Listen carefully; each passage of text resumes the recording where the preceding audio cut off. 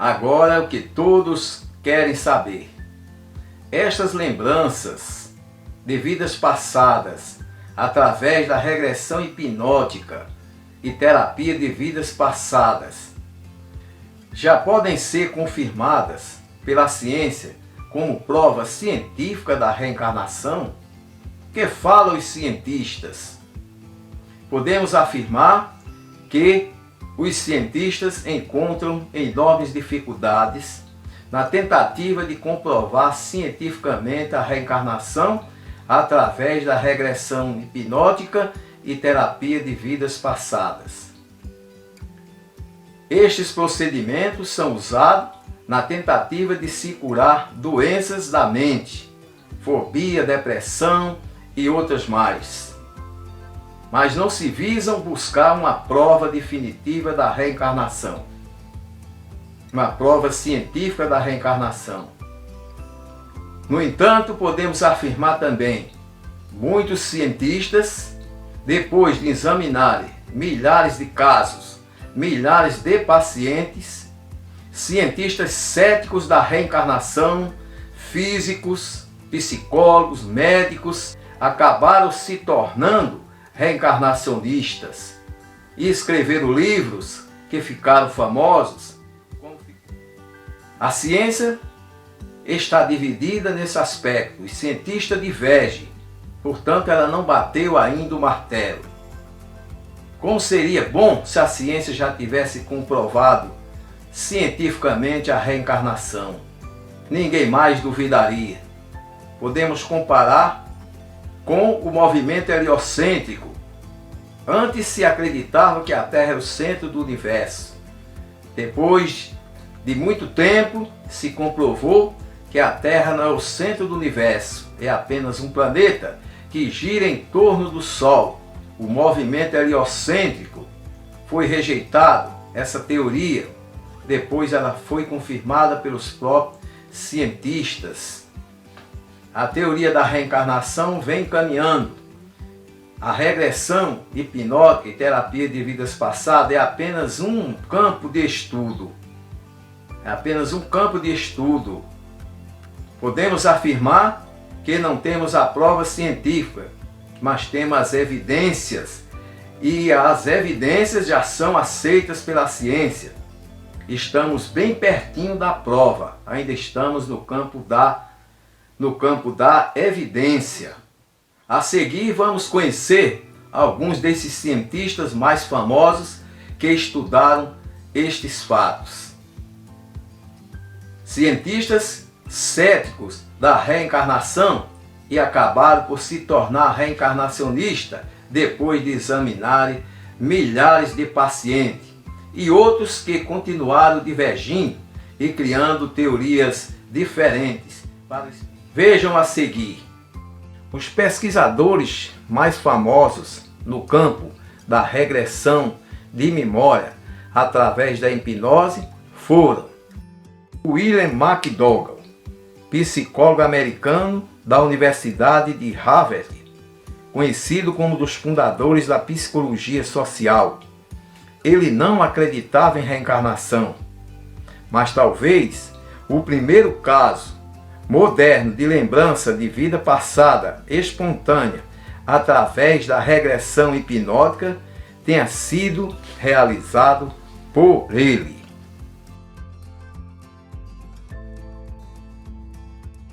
Eugène Auguste Albert de Rocha, francês, engenheiro, coronel do Exército, administrador da Escola Politécnica de Paris, autor do livro As Vidas Sucessivas, publicada em 1924.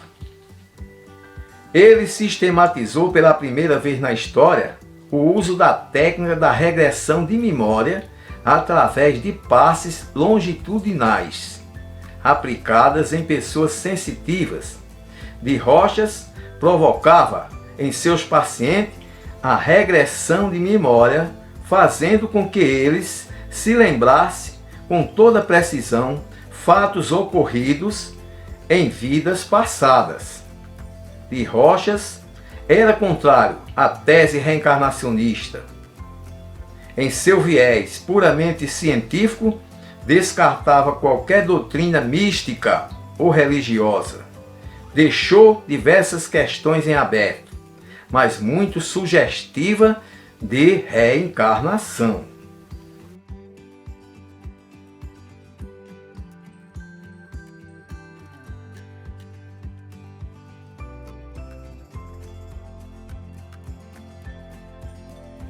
Doutora Ellen Van Bach, psicóloga, educadora e terapeuta norte-americana, foi uma das primeiras cientistas pesquisadoras da reencarnação. Autora do livro Recordando Vidas Passadas, no qual registrou mais de 1000 casos de lembranças de vidas passadas, onde, sob a hipnose, homens e mulheres relataram experiências adquiridas noutras vidas. Era cética em relação a tudo que se relacionava à mediunidade e paranormalidade, mas no ano de 1966 descobriu que era médium, quando se viu noutra personalidade, noutro tempo, noutro espaço e numa consciência diferente do tempo e do espaço e da consciência.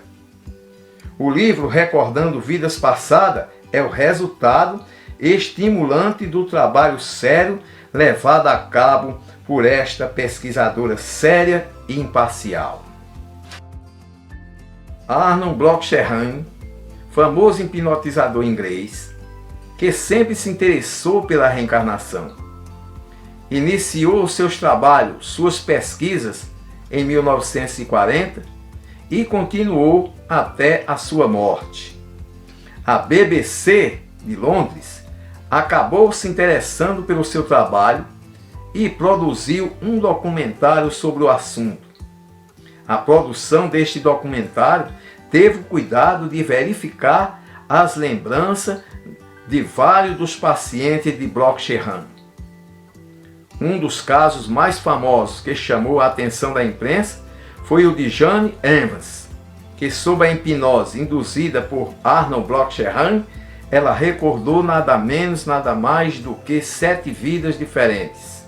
A mais sensacional lembrança das vidas anteriores de Jane foi como judia no século XII.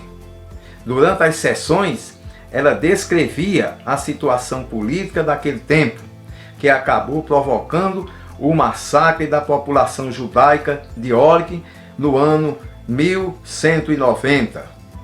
A sua família e a maneira com que ela e os parentes usavam os distintivos que o identificavam como judeus. Historicamente, todas as informações eram corretas ou coerentes com o que os historiadores reconhecem a respeito daqueles tempos sombrios da história da Inglaterra. Portanto, o ponto culminante do caso de Jane foi a sua impressionante e minuciosa descrição do grande massacre dos judeus em 1190, quando o antissemitismo da população de York tornou-se tão sério que acabou provocando uma carnificina. Bando de desordeiros invadiram as casas dos judeus, assassinando os moradores e roubando os seus bens. Afinal, a maior parte da população judaica de York foi eliminada. Jane chegou a descrever com riqueza de detalhe como os judeus acabaram matando os próprios filhos para não permitirem que caíssem vítimas de habitantes de York. Jane terminou sua história contando como se refugiara com os filhos em uma igreja de York, escondendo-se em uma cripta, onde foram encontrados e assassinados. O caso foi estudado pelo professor Dobson, que pôde ouvir as gravações e os relatos de Jane e declarou mais tarde que a sua noção dos fatos históricos era impressionantemente correta e que muitas de suas informações eram conhecidas de poucos historiadores profissionais. Ele também conseguiu identificar a igreja onde Jane se escondera com sua família, graças a detalhes do relato, como sendo a igreja de Santa Maria, em Casteglati, que ainda existe até hoje. Há, porém, um senão na narrativa de Jane. A igreja de Santa Maria não tem uma cripta ou porão, ou pelo menos era o que se pensava quando se realizou a experiência de Block-Scherheim. De fato, a maior parte das igrejas inglesas do século XII eram construídas sem cripta. No entanto, uma reviravolta ocorreu 6 meses depois de haver o professor Dobson analisado as gravações de Block-Scherheim, quando os operários trabalhando na igreja de Santa Maria descobriram que o templo tinha uma cripta, e que essa cripta fora, segundo parecia, construída em 1190. Um fato muito interessante na história de Jane Emmerich é que ela conhecia detalhes históricos, sabia de detalhes históricos, sem, portanto, ter conhecimento na vida natural destes fatos. Ela desconhecia completamente e relatou fato desconhecido pelos próprios historiadores com relação à cripta. Nas investigações preliminares, eles não encontraram essa cripta. Há de se dizer que seria uma história inventada por Jane Emmerich. No entanto, se constatou posteriormente a existência dessa cripta, deste porão.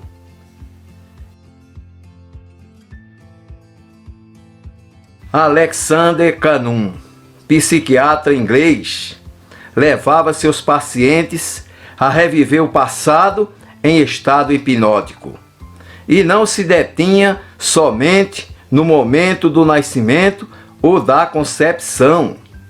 Ia mais longe, para vidas passadas.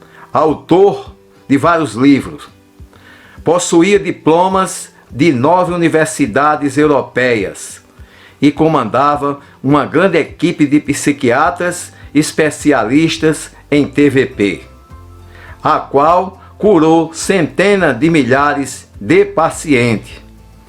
Agora vejam o que Alexander Canum falou a respeito da reencarnação.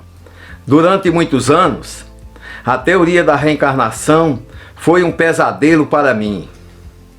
Esforcei-me ao máximo para invalidá-la, chegando até mesmo a discutir com meus pacientes em transe, dizendo que estavam proferindo tolices. Todavia, com o decorrer dos anos, um paciente após outro me contavam a mesma história, a despeito das diferentes e variadas crenças. Agora, com mais de 1000 casos investigados, tenho que admitir que a reencarnação existe. Toda pessoa já teve uma vida anterior e pode lembrar-se dela durante a hipnose. Heino Fuchs, físico, psicólogo, professor de ciências pedagógicas na Universidade Técnica de Munique, declarou sua posição de cientista habituado a basear-se apenas em experiências comprovadas. O cientista parte do princípio de que um pensamento, e portanto também uma lembrança, só pode se originar quando existe predisposição física para isso. Ou seja, um homem só pode pensar quando há fluxo de célula em seu cérebro.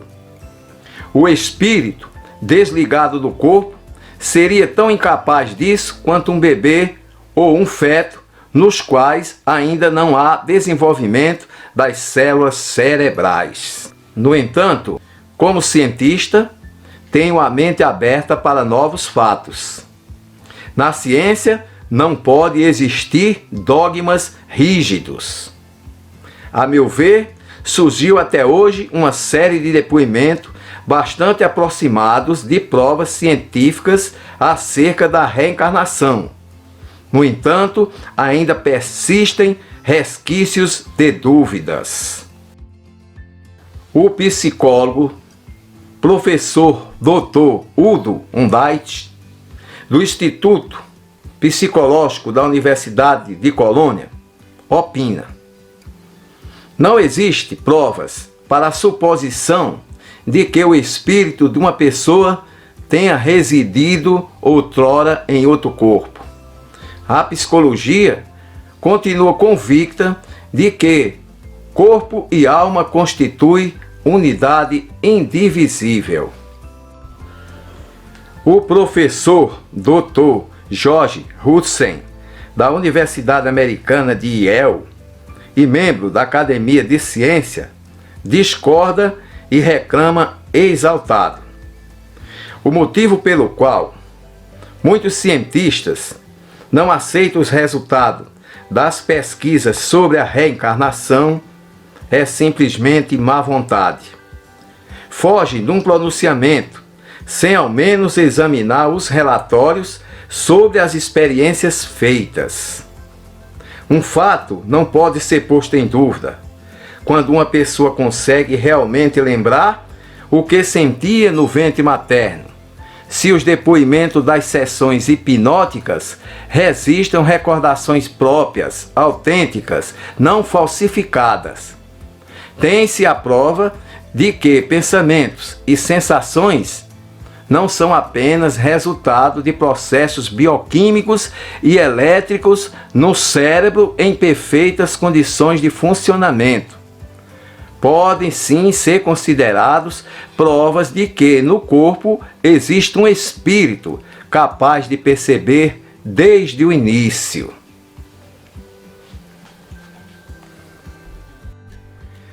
Brian Weiss, este famoso cientista americano, psiquiatra, pesquisou em laboratório a massa cefálica, comandando uma grande equipe de especialistas da mente.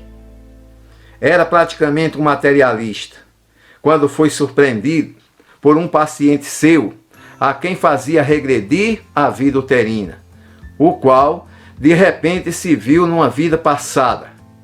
A partir daí, já famoso como cientista, começou a estudar profundamente o assunto. E como já aconteceu com vários psiquiatras e psicólogos, aderiu à TVP, tornando-se, pois, mais um adepto da teoria da reencarnação. Na França vamos encontrar Patrick Duol, físico, filósofo e parapsicólogo, que há muitos anos pesquisou a regressão a vidas passadas. Radicado nos Estados Unidos, entre outros livros, lançou Reencarnação e Imortalidade. Este livro foi sucesso de livrarias na Europa e nas Américas. Roger Young, americano que se tornou reencarnacionista através de suas experiências como terapeuta de regressão. Apesar de antes ter sido cético, se tornou reencarnacionista e escreveu As Várias Vidas da Alma, uma obra memorável, de grande valor científico, com sucesso em vários países. Dr. Bruce Gower, um americano, odontólogo e parapsicólogo, com milhares de regressões feitas com seus pacientes, a exemplos de pesquisadores da física quântica e da genética, além de fazer viajar ao passado as pessoas, as faz dar um mergulho também no futuro. É dele esta afirmação, abre aspas, a genética psíquica é mais importante do que a biologia na determinação do caráter das nossas vidas. Dr. Jaime Romer Rosley, gaúcho de Farroupilha, Rio Grande do Sul, empresário, médico e cientista, sempre fez como hobby de sua vida o estudo científico da alma. A origem genética da alma é de sua autoria.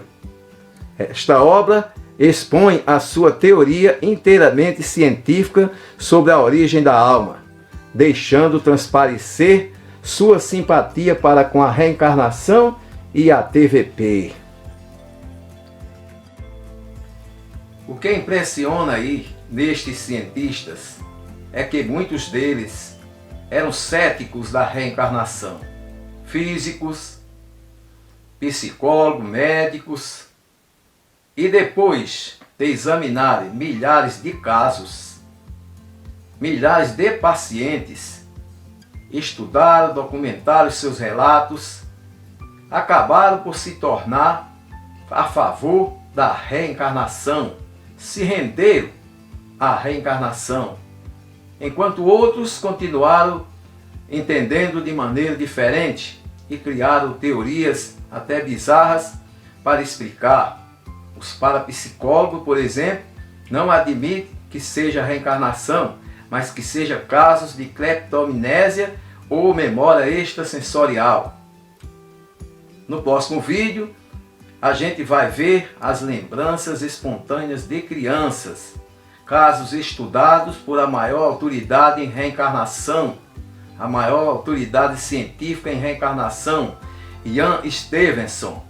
Veremos alguns casos de lembranças de crianças documentados e estudados. E agora, quando uma criança consegue relembrar um fato, constatado e apurado como verdadeiro, essa criança estava fantasiando? Será que as crianças podem nos enganar? As crianças são bem mais verdadeiras, não é mesmo? É isso aí, gente. Muito obrigado e até o nosso próximo encontro. Não deixe de se inscrever no canal e acionar o sininho e comente se puder. Valeu!